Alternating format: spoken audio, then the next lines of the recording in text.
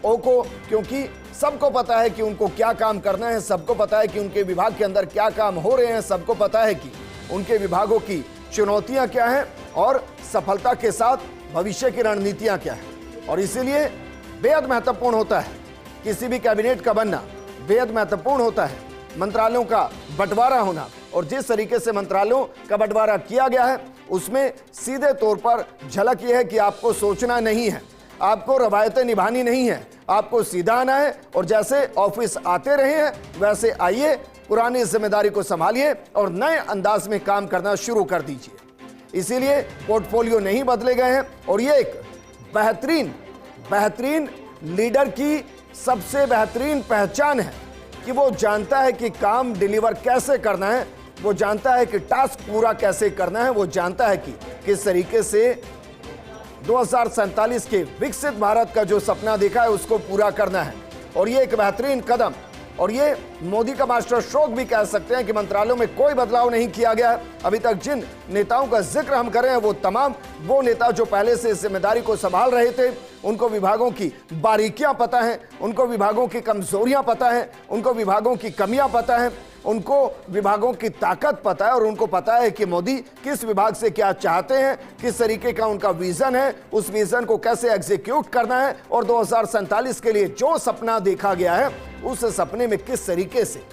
रंग भरना है। तभी तो देखिए नितिन गडकरी एक बार फिर से सड़क एवं परिवहन, अश्विनी वैष्णव एक बार फिर से रेल मंत्रालय की जिम्मेदारी संभालते हुए, अमित शाह एक बार फिर से गृह मंत्रालय की जिम्मेदारी संभालते हुए और रक्षा मंत्रालय राजनाथ सिंह के हाथों में एक बार फिर से। अजय टम्टा सड़क एवं परिवहन राज्य मंत्री। इसके अलावा अगर बात की जाए तो हर्ष को भी परिवहन मंत्रालय के राज्य मंत्री की जिम्मेदारी दी गई है। इस वक्त की बड़ी खबर, एस जयशंकर एक बार फिर से विदेश मंत्रालय की कमान को संभालते हुए। तो इस वक्त की बड़ी अपडेट, भरोसा, इसे भरोसा भी कहते हैं।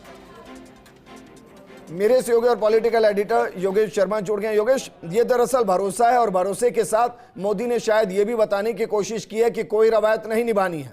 आपका पुराना दफ्तर है, पुराने अधिकारी हैं, पुराने काम है, आइए काम को शुरू कीजिए, रवायतों में वक्त नहीं बिताना है। देखिए विजेंद्र, इस तरह की बात की जा रही थी, हालांकि उससे कुछ अलग है ये तमाम घटनाक्रम, क्योंकि जहां तक मेरी जानकारी में है कि नितिन गडकरी और भी कुछ नया महकमा चाह रहे थे और इस तरह कहा जा सकता है कि बदस्तूर वही तमाम प्रक्रिया को बीजेपी ने ज्यादा महत्व दिया है, जिसके जरिए बीजेपी के चेहरे पुरानी सरकार में अपने मंत्रालयों पर छाप छोड़ने में कामयाब हुए थे। और खास तौर से नितिन गडकरी तो अपने आप में सबसे वो मंत्री रहे, सफल मंत्री रहे, जिनके कार्यकाल में कई मील के पत्थर सड़क और परिवहन मंत्रालय के जरिए खड़े कर दी। अच्छा, पूरे देश भर में फास्टैग लागू करने का मामला हो या इंफ्रास्ट्रक्चर में सबसे बड़ा जो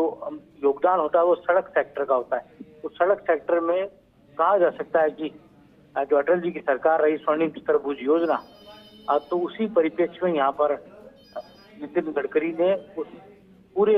सपने को जो अटल जी ने देखा होगा और जो मोदी जी ने सोचा होगा उसको आगे बढ़ाने का काम अपने कार्यकाल के दौरान किया था। तो मुझे लगता है वही भरोसा यहाँ पर फिर से जताया गया या दिखाया गया और ये महत्वपूर्ण घटनाक्रम है मंत्रालयों का। बिल्कुल,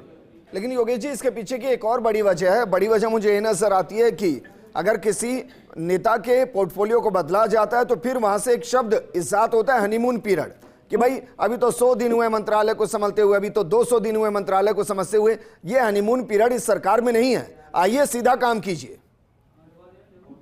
ये बात सही है। हनीमून पीरियड में तो खुद मोदी जी भी बिलीव नहीं करते, विश्वास नहीं करते। तो उस लिहाज से अपने आप में बहुत ही डिफरेंट कहा जा सकता है कि रवैया नहीं रहेगा, वही रवैया रहेगा तो उनका रहा। लेकिन यहाँ महत्वपूर्ण है सहयोगी दलों को विभाग देना, उनको मंत्रालय देना और उनसे काम लेना, क्योंकि कई बार ये होता है कि कोड में खाद का काम हो जाता है और कई बार ये भी हो जाता है कि जहाँ पर हम नहीं सोच सकते महकमा दे दिया जाए और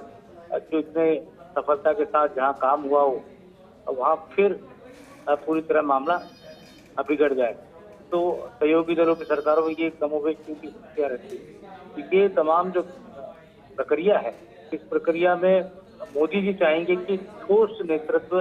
मंत्रालयों को मिले, जिसके जरिए कहा जा सकता है जो एक विश्व शक्ति बनाने की जो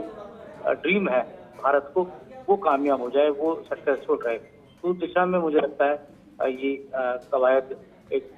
बहुत ही सोची समझी रणनीति के साथ, जिनमें सबसे महत्वपूर्ण नरेंद्र मोदी खुद है प्रधानमंत्री के नाते, फिर अमित शाह है, राजनाथ सिंह है, नितिन गडकरी है, जेपी नड्डा है। ये वो शख्स हैं जो भारतीय जनता पार्टी के आज की तारीख में कर्णधार है। कर्णधार किस तरह से अब इस सरकार में भी अपनी छाप छोड़ेंगे, वो नजरिया यहाँ मंत्रालयों के जरिए सामने आया। जी बिल्कुल योगेश जी, और इसलिए बेहद अहम भी है क्योंकि जो नाम है और जो पोर्टफोलियो है दोनों बेहद अहम है, मजबूत करते हैं मोदी सरकार को, मोदी की टीम को। और यही वजह है कि ये जो पोर्टफोलियो ये भी बेहद अहमियत रखते हैं, क्या काम किया गया, कैसे किया गया। अब जबकि न चेहरे वो बदले हैं न ही उनका विभाग, तो ऐसे में क्या माना जाए, क्योंकि 100 दिनों की जो बात की जा रही है, माना जा रहा है कि 100 दिनों में बेहतर परफॉर्म करके बड़े डिसीजन लेकर एक नई इबारत लिखने की तैयारी में है ये मोदी सरकार 3.0। श्वेता, पूरी तरह आपने देखा होगा कि भरोसा उन्हीं तमाम चेहरों पर जिताया जाए जो चेहरे यहाँ कहा जा सकता है कि जिन्होंने बीती राज में एक सफलतम दिशा देने का काम मोदी सरकार को किया, या जिन्होंने भारतीय जनता पार्टी की एनडीए की सरकार में अपना एक सर्वोच्च स्थान कायम किया, चाहे वो अश्विनी वैष्णव आप देखिए रेल के सेक्टर में। अगर हम एक दुर्घटना जो सबसे बड़ी उनके कार्यकाल में हुई, इसको लेकर उनके पूरी कार्यकाल को अब यहाँ पर चुनौती दी जाती है या एक ड्रॉबैक जो उनका कहा जा सकता है, लेकिन इसको छोड़ दें तो अश्विनी वैष्णव ने अपने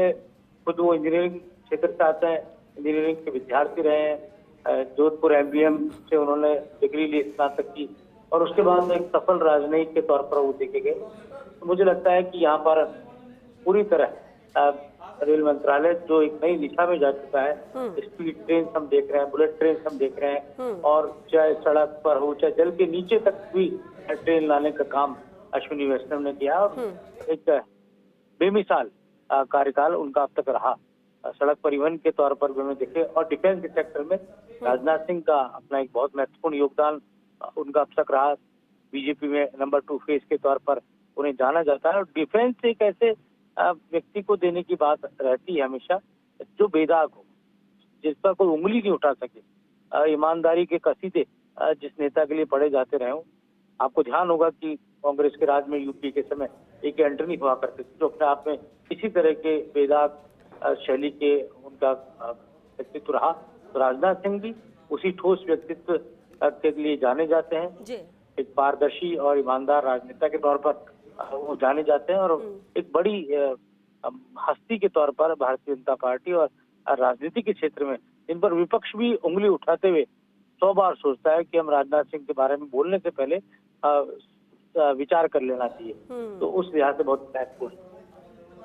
योगेश जी, लेकिन मनोहर लाल खट्टर जिन्हें ऊर्जा मंत्री बनाया गया है, मनोहर लाल खट्टर जिनके लिए बहुत कुछ कहा गया क्योंकि हरियाणा में मुख्यमंत्री थे, लेकिन इसके बाद कह सकते हैं ये नई पारी है मनोहर लाल खट्टर की और ये भरोसा है पीएम मोदी का। देखिए, पावर बहुत ही महत्वपूर्ण प्रक्रिया है, और पावर इस देश में आपको ध्यान है कि कई इलाकों के अंदर आज भी बिजली को लेकर संकट रहता है।